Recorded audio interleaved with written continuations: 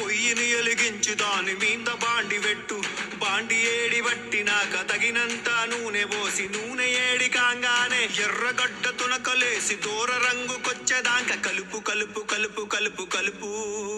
ఆ కమ్మ వాసనొచ్చేదాకా కలుపు. కలుపు కలుపు కలుపు కలుపు కలుపు. ఆ కమ్మ వాసనొచ్చేదాకా కలుపు.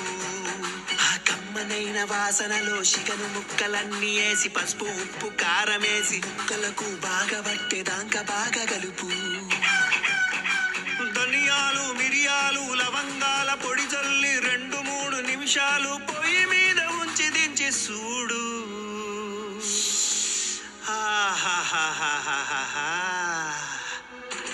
చికెను చికెను చికెను గుమ గుమ చికెను, ఈ రోషగాని పానమైన చికెను. చికెను చికెను చికెను కమ్మనైన చికెను, దాని వాసనకే లొట్టెలు.